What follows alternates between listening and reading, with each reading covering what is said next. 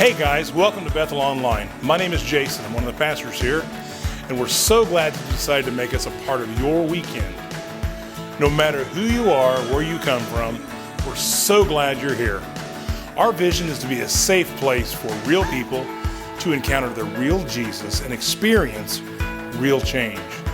Our hope and our prayer is that no matter who you are or what you've been through, you know that you are loved and you are wanted here. We would love to get to know you better and help you connect with all that's going on. You can do this by going to our website at www.bethel.us or by downloading the Bethel app. You can find our app by searching Bethel Putco in your app store. Both online and in the app, you can fill out a digital connection card. It only takes a minute and it'll help us know how to serve you better. Another way you can connect today is through giving. Your generosity at Bethel directly impacts God's mission to radically change people's lives in Putnam County and beyond. Through the ministries of Bethel and the many local and regional organizations we support, people are able to see the grace of God and how much He loves them. You can always give on our website at bethel.us/give or in the Bethel app. Thank you for partnering with us and making a difference. Well, thanks again for tuning in online today. Know that you are wanted and welcome here, and you are loved. I hope you all have a great day. Good morning and welcome to Bethel Online. This morning we're going to continue in a series called Lose the Weight, where we talk about losing some of the unnecessary things that can hold us back in our walk of faith. Some of the unnecessary things that can begin to weigh us down. We've talked in this series about worry, insecurity, envy, distractions, and today we're going to talk about the desire to be in control. I don't know about you, but I can be a little bit of a control freak. At my best, I can be really trusting of God, and at my worst, I can put all of my hope in my own abilities and my own desire to keep control. And sometimes in life, as we work and we balance work and life at home and our family and all of the other things we have going on, we can get so many plates in the air, and just keeping it up in the air and controlling, keeping everything under control and trying to keep everything from falling to the ground. We can just become so weighed down with the desire to control things. I can be a control freak. A control freak is somebody who has an obsessive need to control either other people or situations, to kind of keep a handle on everything. I'm sure I'm not the only one, but for me, at my best, I can be very trusting of God. And at my worst, I put all of my trust in my own ability to do things. And as I look through Scripture, I can see several other characters who seem to, at their best, trust God, but at their worst, try to grab onto control. You can see this in the followers of Jesus who, as they're following Jesus and things start to feel a little chaotic, they try to pull Jesus back and say, no, don't do that. That's not where we want you to go. We can see that in King David in the Old Testament. And it's interesting that we would do a series and talk about King David when it comes to desiring to control, because actually, he was legendary for trusting God. He had grown up as a shepherd boy where he would go out and look over his father's sheep, and he would trust God to empower him to take care of the sheep, and he would go against lions and bears that came to steal the sheep.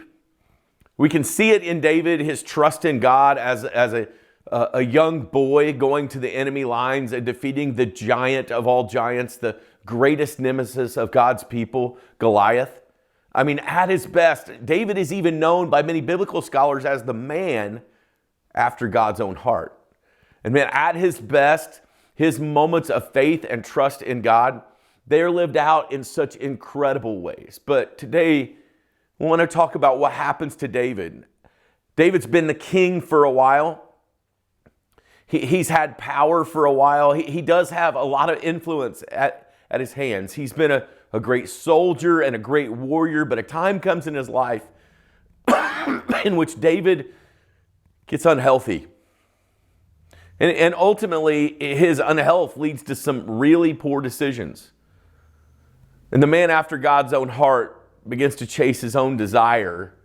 And he has an affair with one of his soldiers' wives. He should have been off at war with his soldiers like a good king, but instead he's back home doing things his own way. Rather than operating in the way God would have him operate, we find him back home sending others off to do the work God had called him to do. As a king in his day, you would have gone out to war with his men, but David stays home. And while he's home, he sees a beautiful woman bathing on the roof of another building, and he desires her, and then he manipulates in order to have a sexual relationship with her and ultimately walk outside of God's will for his life. And while David does this, rather than to run to God immediately for repentance, we see David try to take control of a situation. Because David begins to fear that the relationship will be found out. That if he doesn't somehow hide it or somehow control it, that he's going to be found out. And he develops a dangerous desire to control. When we have a dangerous desire to control, we'll scramble to keep things in place. We'll scramble to keep things in order. We'll scramble to hide things. We'll scramble to make sure nothing falls to the ground. And sometimes in life, our own decisions and the circumstances we live in leave some things out of our control. And by all means, take care of what you can. Do what you can in life to control the things that you can't. But when it comes to our life is better in the trust of God. God is a better master of our lives than we are. God is able and capable to be in control of all the things that we're not capable of keeping up in the air. And so David brings home Uriah, the husband of Bathsheba, the woman he had an affair with, and he tries to manipulate it so that Uriah will, in his time home, go home and sleep with his wife, and then he will think when this baby is born from David's illicit affair that it was actually his baby. And so David concocts this huge plan to get Uriah home and to have Uriah sleep with his wife to hide David's sin. He's grasping for control. And when he offers this to Uriah, Uriah, who had fully entrusted himself to King David, says, "The ark and Israel and Judah are staying in tents, and my commander Joab and the Lord's men are camped in the open country. How could I go to the house to eat and drink and make love to my wife? As surely as you live, I will not do such a thing." Uriah was saying, I won't dishonor you by not being a good soldier. I will be a good soldier. I will do what I'm supposed to do, what I'm called to do, what I'm made to do. And I will stay away. Because the men who are out doing David's work, the men who are out fighting the battle are actually in tents. And so Uriah in this moment chooses to do what is right. And it throws David into all the more of a scramble.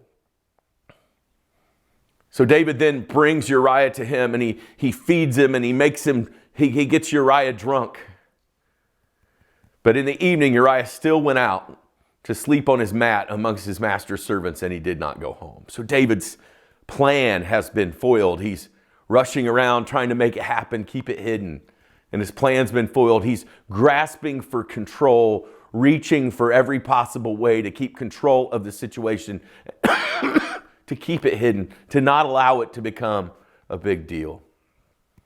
You see, the leader who once stood coolly in front of a giant is clearly operating out of fear. So David's plan foiled. Rather than owning up to what he had done and saying to Uriah that he had messed up, rather than confessing to his sin and acknowledging his sin and beginning to repent from his sin, David continues his mad scramble. He sends a letter to Uriah's leader, Joab, out in the field. And he basically tells him, put Uriah out in front where the fighting is the fiercest, then withdraw from him so he will be struck down and die. David goes from a leader who would stand out in front of the people to a leader who would literally have his own people back up and let one of his people be killed. See, taking control and trying to be a control freak will often lead you to do things you never thought you would. No one would have known David's history to this point and thought, well, David will be disobedient to God. After all, he's the man after God's own heart. And yet, when David began to try to take control of the situation in a way that was unhealthy, David became someone that we never would have expected him to become. The same is true for those of us in life trying to balance all of the things around. We can begin to try to control outcomes in people's lives. We can begin to try to manipulate people. While we may have never set out to do those things, it can begin to become who we are because we're in a scramble. Why do you think that David began with all of this trust for God to take him with the lions and the predators and to allow him to overcome Goliath? And yet we find him in a place where he's just freaking out trying to maintain control. I think it's fear. I think the once fearless David, who put his faith in God, has begun to allow fear to creep in. Fear that his sin will catch him. Fear that God's love will not go with him. Fear that God can't bring him out of his sin and into a good place. Fear that God will no longer favor him. And I think the same is true for us. Whether it's because of our sin, many of us begin to fear, and our fear drives us to want to control. In Psalm 55, David actually describes in here, as he's talking to God, he says, "Fear and trembling have beset me, and horror has overwhelmed me." David, the king who God brought up from a shepherd boy to be the great king of Israel. David, who had overcome the giant, finds himself in fear and trembling because he's tried to take control of things that were not his to control. People were meant to be loved, not controlled. God is ultimately the one capable and able of leading our lives. And when we begin to put ourselves and our will above God's, when we begin to self-protect rather than follow obediently, we can find ourselves in places we never intended to be and find ourselves trembling with fear. As a matter of fact, oftentimes it's our control that is an attempt to hide our fear. It's that which we try to control that is actually what we fear. So how do we lose the weight of being a control freak? Because let's all be honest, it's exhausting to try to control everything. It's exhausting to have to control the people and situations around you. And if we're honest with ourselves, we all know there is a limit to what we can control. And when we begin to try to step beyond the limits of that, we step into the realm of being God of our life rather than allowing God to be the God of our life. So if we want to lose control, lose this desire to control everything and to be control freaks, we have to surrender our fear. I think sometimes we control things because we fear rejection. We make sure that we try to control all the people situations we're in to make sure that we won't experience being rejected. We create an image of ourselves so that others perceive us as in control, got it together. I mean, we fill our Facebook pages with the beautiful highlight reel of our life, and no one can see that inside we're terrified of what may become of one of our children, or we may be terrified of our financial situation, and that fear that people might know we don't have it all together, that fear of rejection will run us. And maybe it's not your fear of rejection, maybe it's a fear of failure for you, that someone will see that you don't always know what you're doing. I mean, I think so many people live their lives with the fear that they'll be found out, that maybe they're not as qualified as they appear.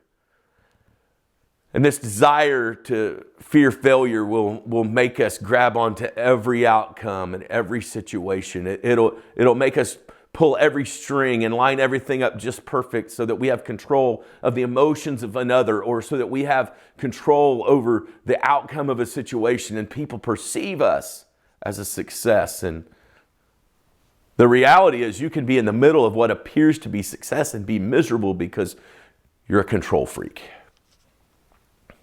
Maybe it's just your fear of the unknown. You can't see what will happen when you surrender an area of your life to God. Maybe there's a secret addiction that no one knows about, and you're afraid that if they find out, if they know, then God only knows what will happen. Will I lose my job? Will I lose my spouse? Will I lose my finances? Will it go to, and we find ourselves miserable and weighted down. Some of you this morning, you've been rushing around for so long trying to control everything that internally you no longer believe God is in control. I mean, you know that when you go to church, you're supposed to say, God is in control. I trust God. God is over all things. God is powerful over all things. And yet, the way you're living your life says that you don't trust God at all. Fear can lead us to the desire to control everything. We have to surrender it in order to win over it. We have to surrender it in order to lose the weight. We have to actually set it down in the presence of God and allow God to carry the weight He's capable of carrying. In Isaiah chapter 41:10, God says this to the prophet, "So do not fear, for I am with you. For I am your God. I will strengthen you and help you. I will uphold you with my righteous right hand." Maybe you feel like life is just spinning out of control right now. Maybe you have come to the end of yourself. Maybe you've gone beyond the end of yourself and you find yourself to be miserable. Have you ever asked the question, do I need to give control to God? Do I need to address the fear that I'm dealing with? Do I need to surrender my fear? What are you scared of this morning? Are you scared that God can't take care of it, that God won't take care of it, that God's love for you is somewhat less than you have once believed?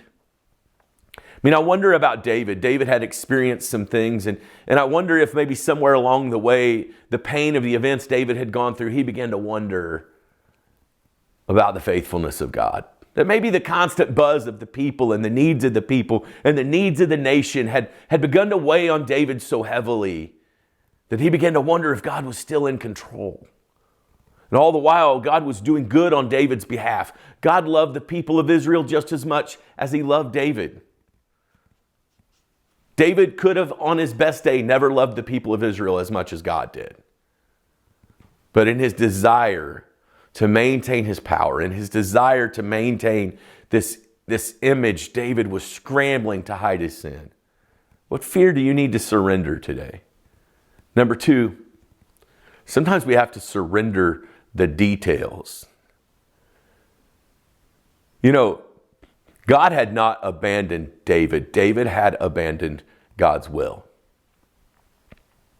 God had loved David from the time he was a boy. He had given him favor among his own brothers. He had raised him up from very lowly beginnings brought him to a very noble place. And I wonder if David had forgotten that God was the one who set all of those things in motion in his life. That God had brought him there, and that the same God that had brought him there was the same God that could bring him out of impossible situations, even his own sin.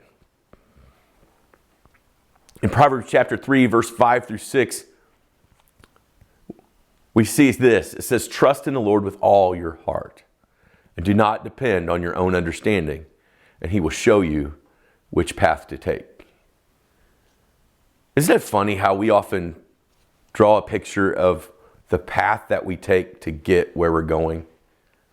I remember right before COVID, I started to kind of line up the path for listen to God and line up the path that I thought was the right and best path for our church, and begin to come up with a plan. And then all of a sudden one day we get this call, this news story, and they're like, things are changing. And Bethel went from running about 500 people to doing services outside, and literally 9 months later coming back to a first service with 90 people. And it was not the picture that I had.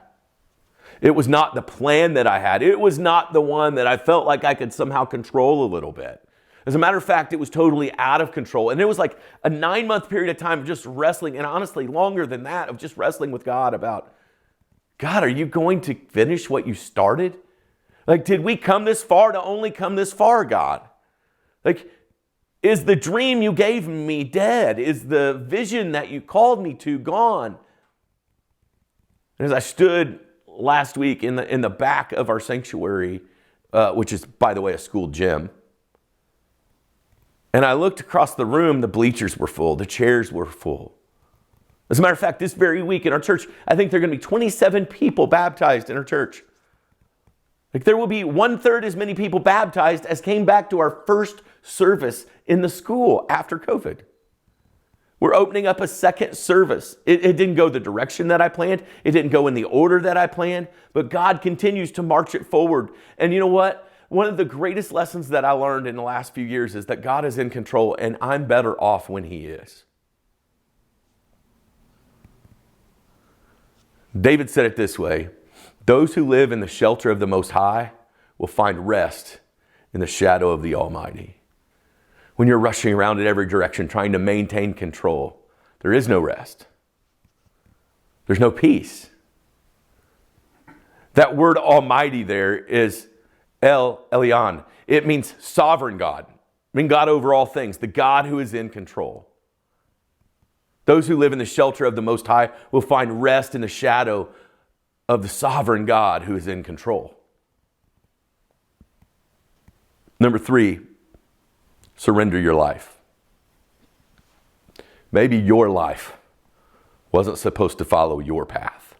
As a matter of fact, just like David, it's in our nature to choose a selfish path. The one that looks a little more pristine on social media than it actually is.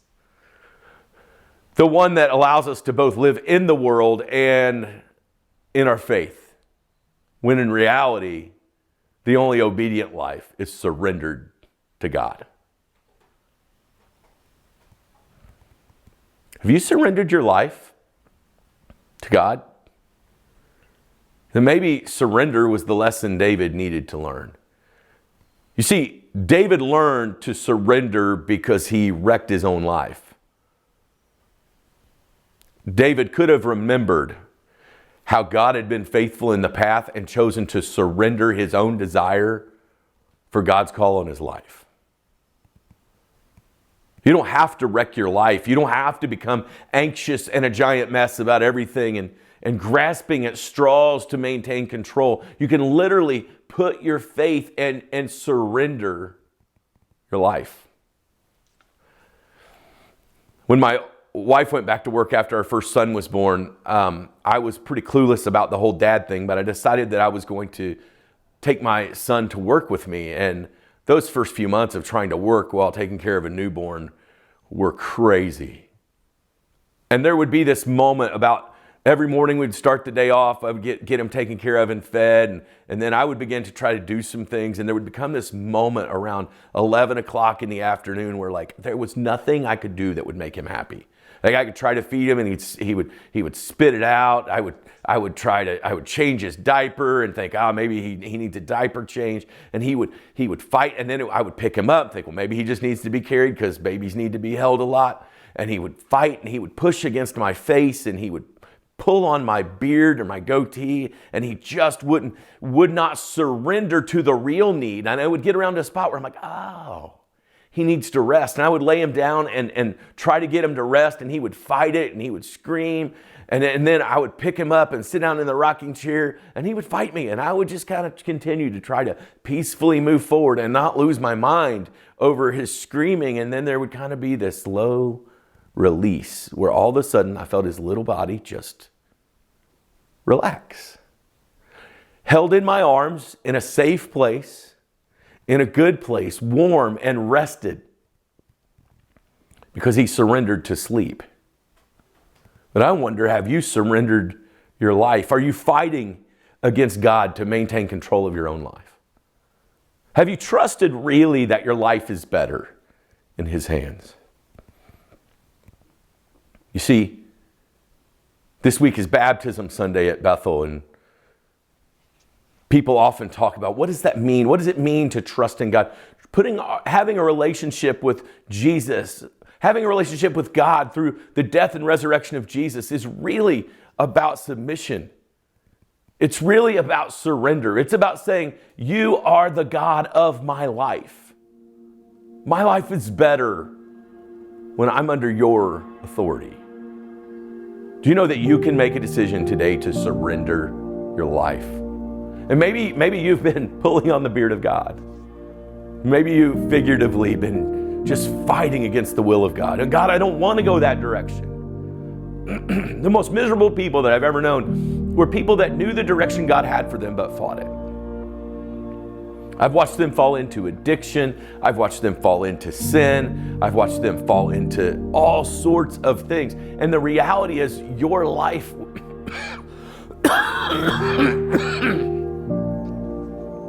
your life is better when you've surrendered it to God. It's kind of like that moment when you're going on a trip. You get up early in the morning to get to the airport. You got all these big bags with all the stuff you've got to have for the trip. And there's kind of a moment when you get to the ticket counter and you've got your tickets in your pocket, your luggage is tagged, and you drop that big bag. And when you walk away from putting your bag, dropping off and checking in your bag, when you begin to walk away, like you just feel lighter. You're like, all right, vacation has begun. Peace is happening. For some of you, God has been offering to take the baggage you're carrying. You just need to put it on the counter. And I don't think there's a weight limit. Have you surrendered your life to Jesus? I love you, Bethel. Have a great week. Hey, thanks so much for watching. Are you ready to take your next step? We would love to hear from you. You can send an email to hello@bethel.us. You can send us a message on Facebook, or you can let us know in the Bethel app. And speaking of the Bethel app, take a moment, if you haven't already, to go to your app store and search Bethel Putco to download our app. There's all kinds of great resources in the app. You can listen to messages, you can view the messages from Sunday morning, and you can also fill out a digital Connect card. You can do that today and each week to let us know that you're tuning in. You can also find some great information about our Bethel Kids Ministry and our Be The One student ministries. Also in the app, you can give. It's one of 3 ways you can give: with online giving at bethel.us/give, in our app, Bethel Putco, or through text. Hey, thanks again for joining us. We hope you have a great day and know that you are loved.